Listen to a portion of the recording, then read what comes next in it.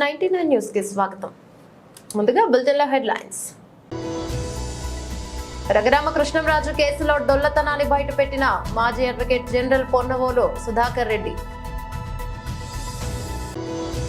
తెలంగాణ ప్రజలు 8 స్థానాలలో మంచి మెజార్టీతో బీజేపీ అభ్యర్థులను గెలిపించారు శ్రీమతి డీకే అరుణ.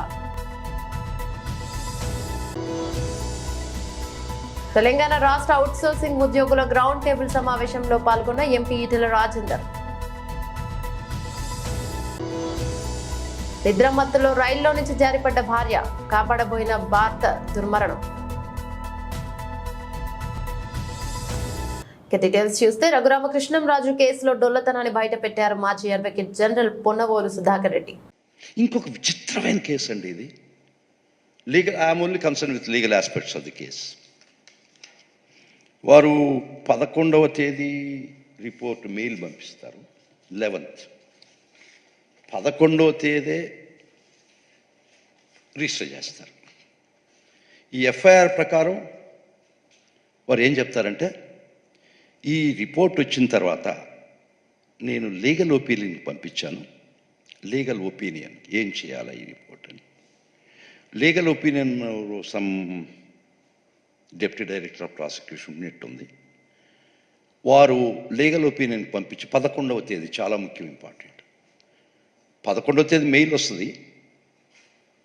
11వ తేదీ కేసు రిజిస్టర్ చేయరు. 11 లీగల్ ఒపీనియన్ పంపిస్తారు. 11 legal very very crucial legal opinion పంపిస్తారు. వారు 11 లీగల్ ఒపీనియన్ తిరిగి పంపించేస్తారు. వారే సెక్షన్లు వేసి ఈ సెక్షన్ కింద రిజిస్టర్ చేసి జగన్మోహన్ రెడ్డి మీద రిజిస్టర్ చేసి అందరు ముద్దాయిల మీద చేసేయండి, 307 పెట్టండి, చాలా అఫెన్సెస్ పెడతాడు. కానీ ఒక విచిత్రం, మళ్ళా వాళ్ళు మారుస్తారేమో డేట్స్ నాకు తెలియదు కానీ, బట్ రికార్డ్ ఈస్ దేర్. నీకు వచ్చింది రిపోర్ట్ 11వ తేదీ, చాలా ఇంపార్టెంట్. అప్పుడు దాకా నీకు రిపోర్ట్ రాలేదు కదా. లీగల్ ఒపీనియన్కి ఎప్పుడు రాసి ఉండాలి నువ్వు? 11 రాసి ఉండాలి, లేకపోతే 12 రాసి ఉండాలి, అవునా కాదా? Common sense. 10వ తేదీ లీగల్ ఒపీనియన్ రాసి ఉన్నాడు ఈయన, డైరెక్టర్ ఆఫ్ ప్రాసిక్యూషన్. అంటే బిడ్డ పుట్టక ముందే. ఎంత మ్యానిపులేటెడ్ కేసు అంటే ఇది. నీకు అసలు రిపోర్ట్ వచ్చిందే 11/6 కదా, 11/6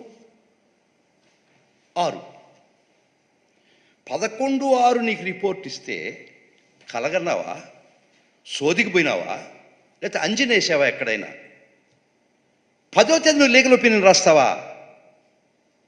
నీకు రిపోర్ట్ రాకముందే నువ్వు లీగల్ ఒపీనియన్ రాసి ఉంటావా? ఇంతకన్నా మ్యానిపులేటెడ్ కేసుకి ఏం బయట పెడతావు ఈ స్టేజ్లో? నువ్వు ఎప్పుడు రాసి ఉండాలి లీగల్ ఒపీనియన్కి? అది నిజం అయితే, అదే కరెక్ట్ అయితే, అదే సత్యం అయితే 11 రాసి ఉండాలి. అంటే నీకు రిపోర్ట్ వచ్చిన తర్వాత దాని మీద లీగల్ ఒపీనియన్ రాయాలా? నీకు వచ్చిందే రిపోర్ట్ 11 అయితే నువ్వు 10వ తేదీ ఒక లెటర్ రాస్తావా లీగల్ ఒపీనియన్ ఈ రిపోర్ట్ వచ్చిందని to the deputy director of ప్రాసిక్యూషన్కి? సో ఈ ఒక్క విషయం చాలదా? నాకు ప్రాణభిక్ష పెట్టింది వెంకటేశ్వర స్వామి. ప్రతిరోజు నేను వెంకటేశ్వర స్వామికి దండం పెట్టుకుని తెలుగు జాతికి సేవ చేయటానికి, పేదరికం లేకుండా చేయటానికి నాకు శక్తి సామర్థ్యాలు ఇవ్వమని కోరుకుంటూ మనందరి బాధ్యత పేదరికంలో ఉన్న వారికి చేయూతనివ్వటం. ఇంట్లో నుంచి నేరుగా చూస్తే మంగాపురం సైడు గోపురం అక్కడంతా కూడా 3 నామాలు కనబడుస్తూనే ఉంటాయి. ఇంట్లో నుంచి పైన ఎక్కి చూస్తే తిరుమలలో ఉండే 3 నామాలు ఇంటి దగ్గర నుంచి చూసే అవకాశం వస్తుంది. నేను నమ్మిన దేవుడు, నమ్ముతున్న దేవుడు, నేను ప్రార్థించే దేవుడు వెంకటేశ్వర స్వామి అని చెప్పి కూడా నేను మీకు తెలియజేస్తున్నా. ప్రతిరోజు ఒక 2 నిమిషాలే నేను ఒకటే కోరుకుంటాను. దండం పెట్టుకొని 1 నిమిషం ప్రార్థన చేసి, ఇప్పుడు ఒకసారి చూస్తే నాకు ప్రాణ భిక్ష పెట్టింది కూడా వెంకటేశ్వర స్వామి. అదొక మిస్టరీ కూడా. 2003లో నా మీద 23 క్లేమోర్ మైన్స్ని బ్లాస్ట్ చేస్తే సాక్షాత్తు వెంకటేశ్వర స్వామి నాకు ప్రాణభిక్ష పెట్టాడు. ఏదో చెయ్యాలని ఆ రోజు నన్ను కాపాడాడు. అలాంటి వెంకటేశ్వర స్వామిని నేను ప్రార్థించేది, నాకు శక్తి సామర్థ్యాన్ని తెలివితేటలు ఇవ్వండి. ప్రపంచంలోనే తెలుగు జాతి నెంబర్ 1 జాతిగా ఉండడానికి ఆశీర్వదించండి. ప్రపంచంలోని ఇండియన్స్ అందరూ కూడా గ్లోబల్ సర్వీసెస్ అంటే ప్రపంచంలో ఉండే ప్రజలకు సేవలు అందించే అవకాశాన్ని కల్పించండి. ఈ దేశంలో పేదరికం లేని సమాజం, అందుకే ఇటీవల నేను మాట్లాడుతున్నా జీరో పావర్టీ. మనందరి బాధ్యత. సమాజం మనకి ఇవన్నీ ఇచ్చింది. ఈరోజు నేను ఒక ముఖ్యమంత్రిగా ఉన్నా, రమణ గారు former chief justice of India అయినా, లేకపోతే వేదిక పైన ఉండే పెద్దలు కొంతమంది మంత్రులైనా, ఇక్కడికి ఉండేవాళ్లు వివిధ రంగాల్లో బ్రహ్మాండంగా రాణిస్తున్నా, ఇది మనకు సమాజమే ఈ అవకాశం ఇచ్చింది. అలాంటి సమాజంలో పేదరికాన్ని, అందుకే నేను ఒక స్లోగన్ తీసుకున్నా, zero poverty nation, zero poverty state, zero poverty village. మనందరి బాధ్యత కావాలి. సంపద కొంతమందికి పరిమితమై పేదవాళ్లు పేదరికంలో మగ్గుతా ఉంటే అది మంచిది కాదు. ఈ విషయం మనం గుర్తుపెట్టుకోవాల్సిన అవసరం ఉంది. నరేంద్ర మోదీ గారిని మరోసారి ప్రధాని చేయాలని, రాష్ట్రంలో అత్యధిక స్థానాల్లో బీజేపీ గెలిపించి రాష్ట్రాన్ని అభివృద్ధి చేసుకోవాలనే లక్ష్యంతో తెలంగాణ ప్రజలు 8 స్థానాలలో మంచి మెజార్టీతో బీజేపీ అభ్యర్థులను గెలిపించారు. దీనిని అడ్డుకోవాలని కాంగ్రెస్ పార్టీ చేసిన కుట్రలను ప్రజలు తిప్పికొట్టారు. రాష్ట్ర అభివృద్ధికి కృషి చేసిన తెలంగాణ ప్రజల మన్ననలు పొందిన స్థానిక సంస్థల ఎన్నికల్లో కూడా అత్యధిక స్థానాల్లో మంచి మెజార్టీతో గెలుస్తాం. కాంగ్రెస్ పార్టీకి ఓటు ఇచ్చి అధికారంలోకి తీసుకొచ్చిండ్రు. ఈరోజు దేశంలో నరేంద్ర మోదీ గారు మళ్లీ ప్రధానమంత్రిగా కావాలని ప్రజలు కోరుకుంటా ఉన్నారు. తెలంగాణ వ్యాప్తంగా కూడా నరేంద్ర మోదీ గారి నాయకత్వంలో భారతీయ జనతా పార్టీని అత్యధిక స్థానాల్లో గెలిపించడానికి ప్రజలు సిద్ధంగా ఉన్నారని అనేక సర్వేలు తెలిపినటువంటి నేపథ్యంలో కాంగ్రెస్ పార్టీ చివరికి ఓటమి భయంతో ఆ 8 స్థానాలు కూడా రావనేటటువంటి నమ్మకం 3-4 స్థానాల కంటే ఎక్కువ గెలవదు అని అన్ని సర్వేలు చెప్పినటువంటి నేపథ్యంలో ఏ విధంగానైనా ఈ యొక్క గెలుపును అడ్డుకోవాలని అనేక రకమైనటువంటి కుట్రలు పన్నింది కాంగ్రెస్ పార్టీ. 400 స్థానాలు గెలిస్తే బీజేపీ రిజర్వేషన్ ఎత్తేస్తున్నటువంటి దుష్ప్రచారం చేసిండు. మహబూబ్ నగర్ లో దాదాపు 10 నుంచి 11 సార్లు పర్యటించండి. ప్రతి నియోజకవర్గంలో కూడా ఓడిపోతే నాకు ముఖ్యమంత్రిగా అవమానమైనటువంటి ప్రచారం కూడా చేసుకున్నారు. అనేక రకాలుగా ఒక పార్లమెంటు స్థానంలో ప్రచారానికి వెళ్ళినప్పుడు అక్కడ ఉన్నటువంటి దేవుళ్ళ మీద కూడా అబద్ధ ప్రమాణాలు చేసిండు. చెయ్యని పనులన్నీ చేసుకున్నామని చెప్పిండు. అనేక రకాలుగా భారతీయ జనతా పార్టీ మీద అపనమ్మకాన్ని సృష్టించే ప్రయత్నం చేసిండు. కేంద్రం నిధులు ఇస్తలేదను, మన నిర్లక్ష్యం చేస్తుందని, తెలంగాణను పక్కన పడేసిందని అనేక రకాలుగా బీఆర్ఎస్ పార్టీ నాయకుడు ఆనాడు ఏ విధంగా మాట్లాడిండో అదే రకమైనటువంటి భాషతో ఆయనకు ఏమాత్రం కూడా తీసిపోకుండా రేవంత్ రెడ్డి కూడా మాట్లాడిండు. ఎన్ని రకాలుగా తెలంగాణ ప్రజల్ని పార్లమెంటు స్థానాలను అత్యధికంగా గెలవనీయకుండా అడ్డుకోవాలని ప్రయత్నం చేసినా తెలంగాణ ప్రజలంతా కూడా నరేంద్ర మోదీ గారు మళ్ళీ ప్రధానమంత్రి కావాలి, తెలంగాణ నుంచి అత్యధిక స్థానాలు ఇవ్వాలి, తెలంగాణను అభివృద్ధి చేసుకునేటటువంటి లక్ష్యంతో తెలంగాణ ప్రజలు ఇవాళ 8 స్థానాల్లో మంచి మెజార్టీతో ఇవాళ పార్లమెంటుకు పంపినారు మన భారతీయ జనతా పార్టీ అభ్యర్థులని చెప్పి సందర్భంగా నేను తెలియజేస్తా ఉన్నా. ప్రతి కార్యకర్త కూడా గ్రామాల లోపల నరేంద్ర మోదీ గారి యొక్క కేంద్ర ప్రభుత్వం పథకాలను ప్రతి గ్రామంలో ఉన్నటువంటి ప్రజలకు తెలియజేసి అవగాహన కల్పించి ప్రజల యొక్క మన్ననలు పొంది స్థానిక సంస్థల్లో కూడా భారతీయ జనతా పార్టీ గెలుపు సాధించే విధంగా కృషి చేయాలని చెప్పి మీకు అందరికీ అండగా వేదిక ఉన్నటువంటి పెద్దలందరం కూడా స్థానిక సంస్థల్లో గెలిపే లక్ష్యంగా పనిచేస్తామని మీకు ఈ సందర్భంగా నేను తెలియజేస్తా ఉన్నా. తెలంగాణ రాష్ట్ర అవుట్ సోర్సింగ్ ఉద్యోగుల గ్రౌండ్ టేబుల్ సమావేశంలో ఎంపీ ఈటెల రాజేందర్ పాల్గొన్నారు. వేదిక మీద ఉన్నటువంటి పెద్దలకు, మా మిత్రుడు జగదీష్ గారికి, మీ అందరికీ పేరు పేరున నమస్కారం. ఈ కాంట్రాక్ట్ అవుట్ సోర్సింగ్, ఈ ఉద్యోగులు, వీళ్ళ సమస్యల గురించి నేను కూడా 5 సంవత్సరాలు మీతో ఉన్నా.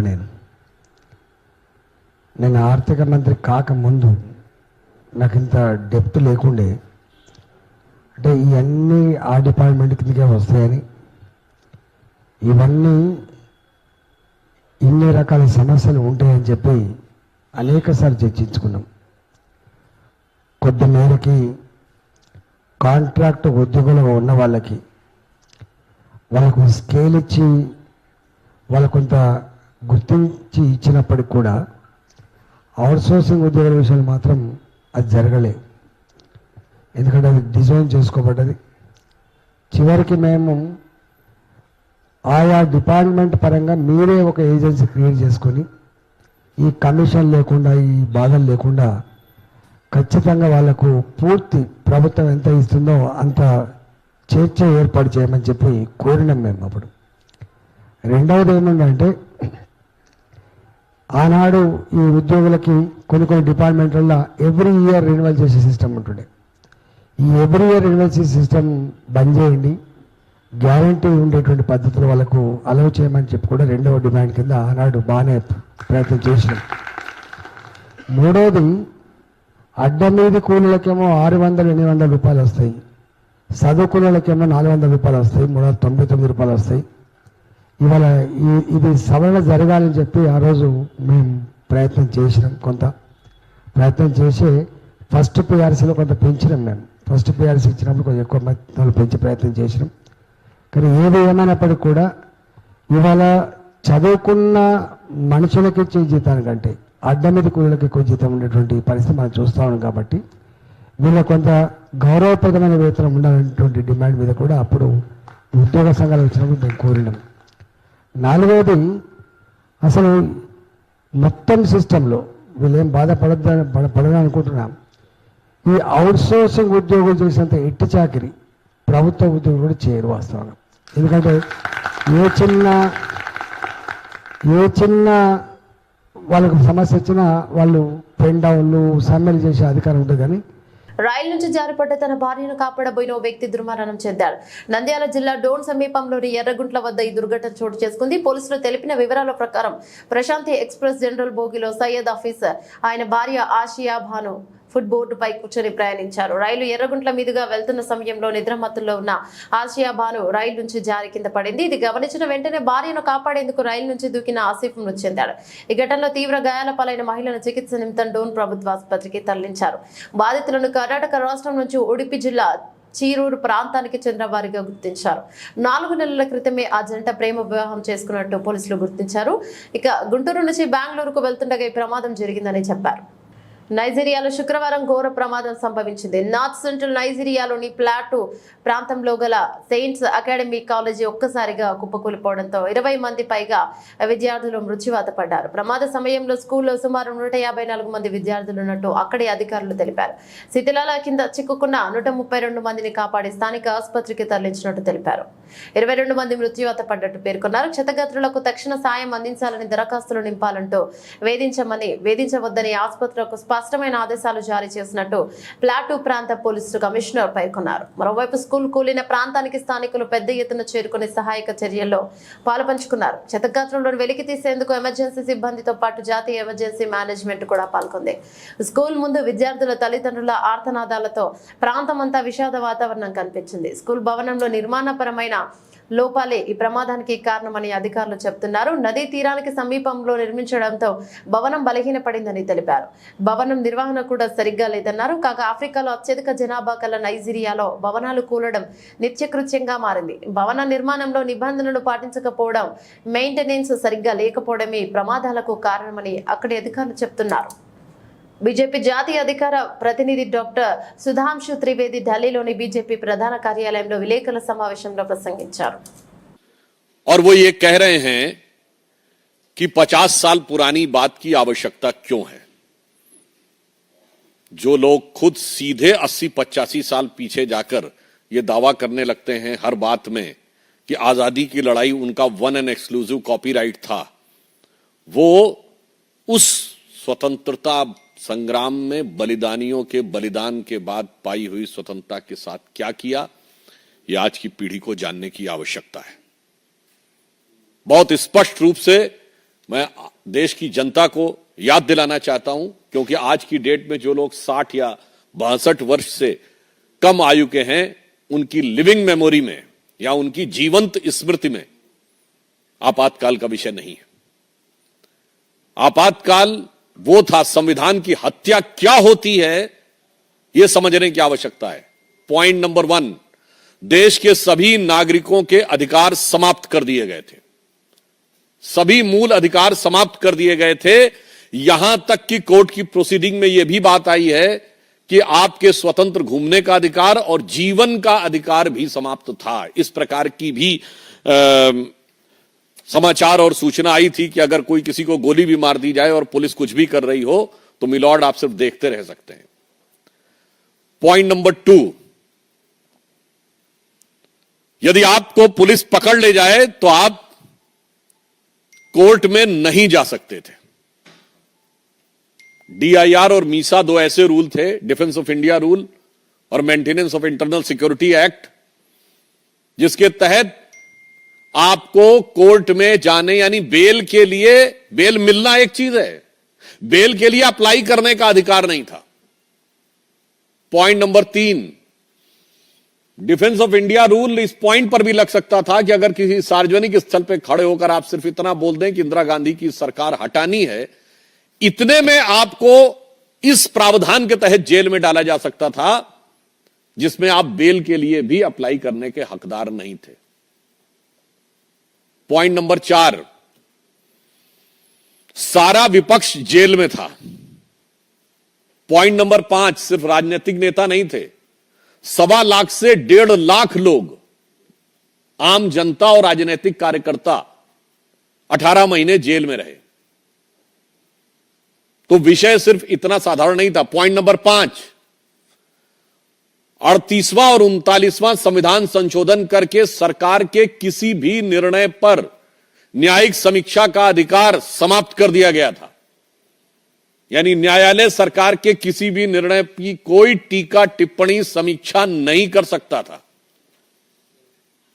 और पॉइंट नंबर 6, संविधान की प्रस्तावना, जिसे बाबा साहब अंबेडकर ने संविधान की उद्देशिका, प्रिएम्बल ऑफ द कॉन्स्टिट्यूशन, जिसे संविधान की आत्मा कहा था, उस संविधान की आत्मा को बदल दिया गया था।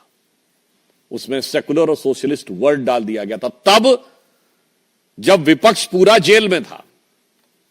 నారాయణపేట జిల్లా మక్తల్ నియోజకవర్గ కేంద్రంలో జిల్లా కలెక్టర్ సిక్తా పట్నాయక్ నియోజకవర్గ శాసనసభ్యులు వాకిటి శ్రీహరి పర్యటించారు. నేడు నియోజకవర్గ కేంద్రంలో పర్యటనలో భాగంగా పెద్ద చెరువు సబ్ రిజిస్టర్ కార్యాలయ స్థలం, ప్రభుత్వ ఆసుపత్రి, గురుకుల బాలికల వసతి గృహం దగ్గర ఉన్న మురుగు కాలువ, ఇంటిగ్రేటెడ్ మార్కెట్, సొంత స్థలం, మహిళా సమాఖ్య కార్యాలయం వంటి మొదలగు వాటిల్లో ఉన్న సమస్యలను గుర్తించి జిల్లా కలెక్టర్ గారికి వివరించిన మక్తల్ నియోజకవర్గ శాసనసభ్యులు వాకిటి శ్రీహరి వీటి పరిష్కారంలో భాగంగా వారి సహాయ సహకారం ఉండాలని కోరారు. వారు కూడా మక్తల్ అభివృద్ధికి తన వంతు కృషి తప్పకుండా ఉంటుందని తెలియజేశారు.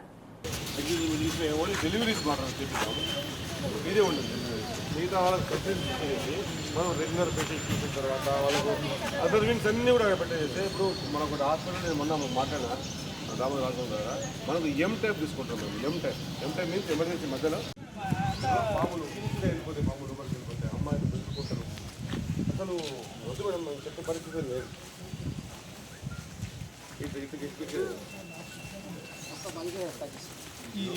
బయట అమ్మాయి లోపల ఉండదు చెప్తారు, అమ్మాయి లోపల ఉండదు, వాళ్ళు బట్టలు కట్టుకుంటారు.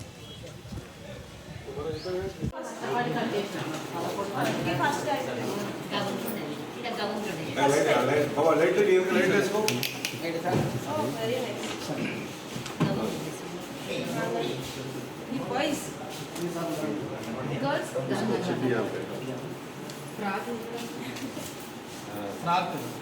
ఫ్రాక్ చూపించండి మా, ఫ్రాక్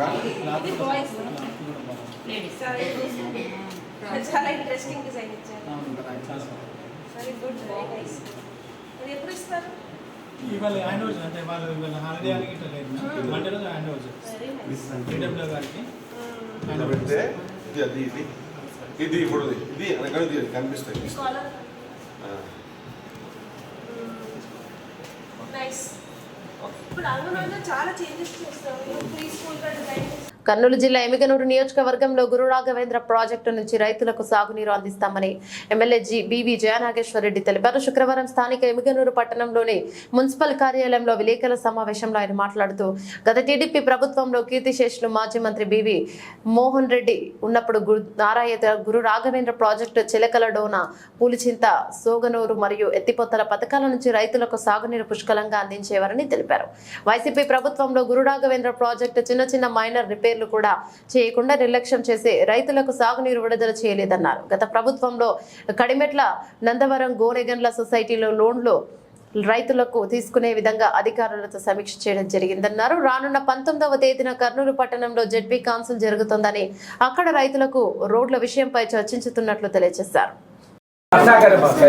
ముఖ్యంగా గురు రాఘవేంద్ర ప్రాజెక్టు కీర్తిశేషులు నా తండ్రి బివి మోహన్ రెడ్డి గారు తెచ్చినటువంటి ప్రాజెక్టు ముఖ్యంగా రైతాంగానికి నదిలో నీళ్లున్నప్పుడు లిఫ్ట్ చేసి ఈ స్కీమ్ ద్వారా గత ప్రభుత్వంలో ఎంతటి దుస్థితి అంటే ఓఎండ్ఎం అంటే కనీసం మేనేజ్మెంట్ చేయడానికి కూడా, ఆపరేషన్ చేయడానికి మేనేజ్మెంట్ కూడా డబ్బులు లేనటువంటి పరిస్థితి, మెయింటెనెన్స్ లేదు, ఎక్కడ కూడా ఆపరేటర్ లేరు. అదే రకంగా ఈరోజు ఇక్కడ సమీక్ష చేసినప్పుడు ఏదైతే మనకు చిలకల డోన, పూలచింత, సోగునూరు ఈ స్కీమ్స్ ఏదైతే ఉన్నాయో రైతులకు అందరికి కూడా ఈరోజు వెంటనే ఏర్పాట్లు చేసి నదిలో నీళ్లు ఉన్నప్పుడు ఆ ఆయకట్టు రైతులకు అందించే విధంగా కార్యక్రమాన్ని చేపట్టడం జరుగుతుంది. ఆ రివ్యూ కూడా చేయడం జరిగింది. రెండోది వచ్చినప్పుడు సొసైటీలు.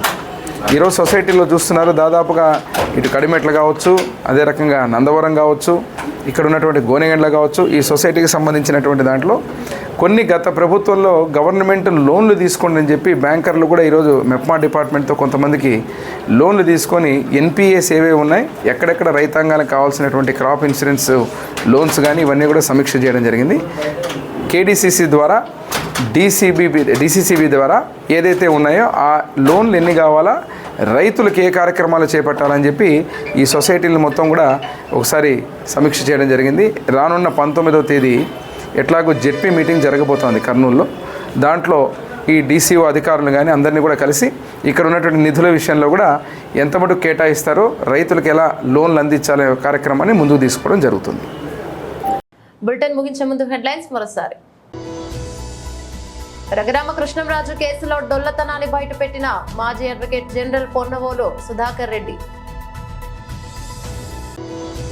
తెలంగాణ ప్రజలు 8 స్థానాలలో మంచి మెజార్టీతో బీజేపీ అభ్యర్థులను గెలిపించారు శ్రీమతి డీకే అరుణ.